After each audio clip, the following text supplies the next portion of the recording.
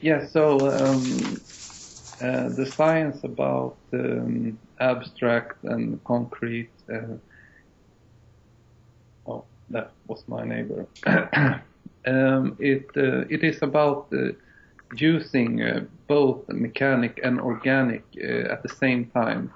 That's going to be the abstract type. It's kind of associating holistically information. So by doing this, one can find new divergent kind of meanings of stuff, which sometimes makes no sense and sometimes maybe are great. But the abstract type is using creative thinking, divergent thinking, conceptual expansion is another term used. So they're using their mechanic and the organic, kind of weighing it in like this to find new associations. Yeah. When we were talking about abstract, I mentioned that I think that abstract types, when they associate on things, and when they see and compare information they find in the world, abstract types will focus on the similarities between different things. So we will try to find patterns, and we'll try to find reasons that different things are similar, even when they're not. And concrete type, they will focus on the differences. Basically, that doesn't work with that, that's different from that, and an apple is not a pear. Yeah, exactly. I think that's a great explanation. I think the abstract type can make anything into anything if they want. Like, if you see a chair like a dog, then maybe it has a tail. Like you use this kind of loose association or fluid association between information to find new meaning. Yeah, whenever I talk about things with abstract types, I will notice that they will often focus on synchronicity, and we'll find that we are thinking of the same things at the same time. And sometimes maybe we do. I think abstract types are kind of natural story builders. Kind of, they can make up a story about something which sounds good, but maybe it isn't true. That's the negative part. Abstract type can kind of be irrelevant. I've also talked about we've also talked about when discussing the self-assessment test how abstract types may, for example, try to generalize and find an overall message, but they won't demand that it will always work. They will only demand that it might work, or sometimes will work. I guess that might help also to explain why the MBTI is mostly consisting of intuitive types, maybe. Because the MBTI sometimes works, or sometimes it works to me at least, and that's enough for me, kind of. Yes. If you look at the people in MBTI using Neojungian, they will probably most be abstract types. But in the MBTI system, there's a lot of sensors according to MBTI. It's different ways of looking at people. But I read science about fluid intelligence, and when you have high fluid intelligence, you have a higher connectivity between the organic and the mechanic. So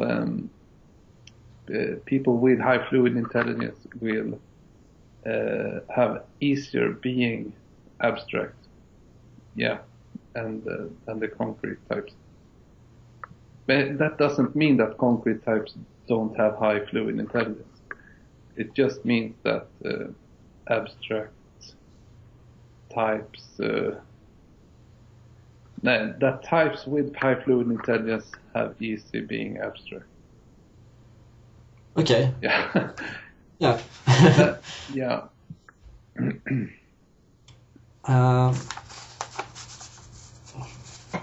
Is there anything else here?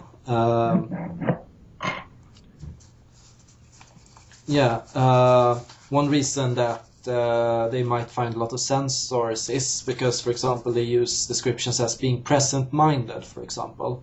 And being present-minded is actually very big in the New Age communities, and mindfulness and a lot of modern tradition and so on. So it's... we started out with the MBTI, but I haven't found any science proving that there are individual differences in kind of this sensing dimension. Kind of some people feel feelings more and get more energy out of hearing stuff. I haven't found anything about that, really. No. And also talking about physical reality and contrasting it to some kind of abstract reality. That's also a very tricky deviation, I think. Yes, I think so too. And I think in the Neojungian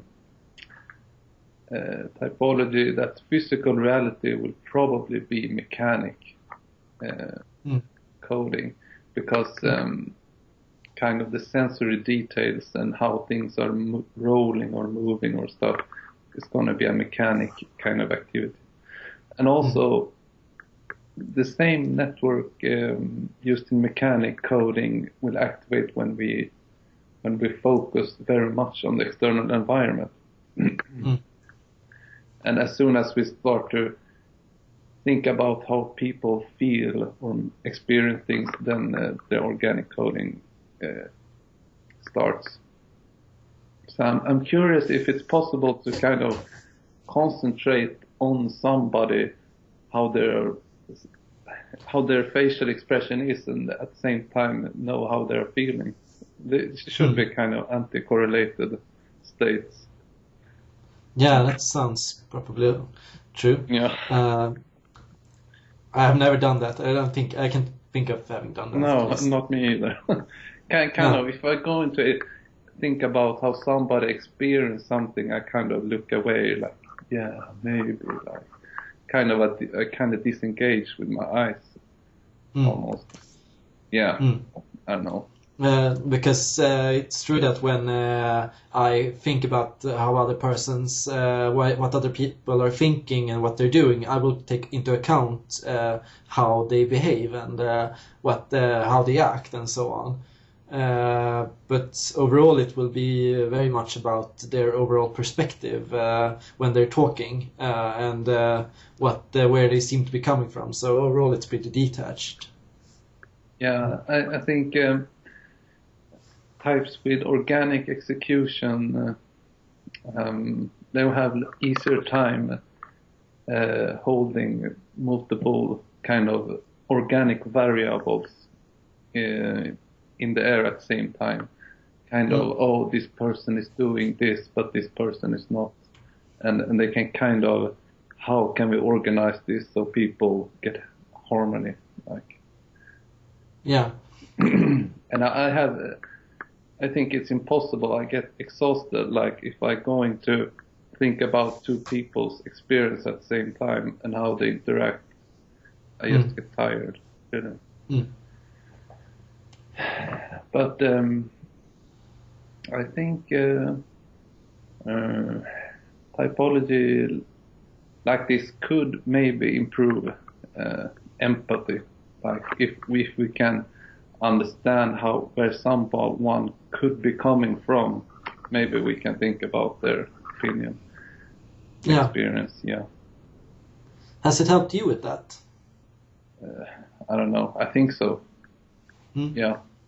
Because I find that personally, when I talk with people, I have become much more trying to mentalize more than ever. try to think about well, they did that because they need that, because they have different needs than I do, or because they have a different way of thinking. Yeah, me about too. it. When I was a lot into the MBTI, there is this kind of sensor hate. So at the time in my life, I kind of like the sensors are stupid. They just ruin everything, and you kind of get this kind of antisocial kind of relationship with sensors. Yeah, there are a lot of MBTI videos about sensors who are crazy. Yeah. And I think it's not very constructive way of dealing with people. No. Yeah, no. Overall, it's never good when because that's probably a problem for especially organic types. Overall, trying to create conflicts between different groups in society, trying to say that your own group is the best and that other groups aren't. And that's kind of this tribalistic ritual, kind of, we build up we and them, kind of, now we're going to win against the suckers. Yeah, I think empathy is a good thing in society overall. We hardly discussed mechanic thinking here, I guess. We actually did a bit earlier in the video, so. But I think that's enough about the concepts.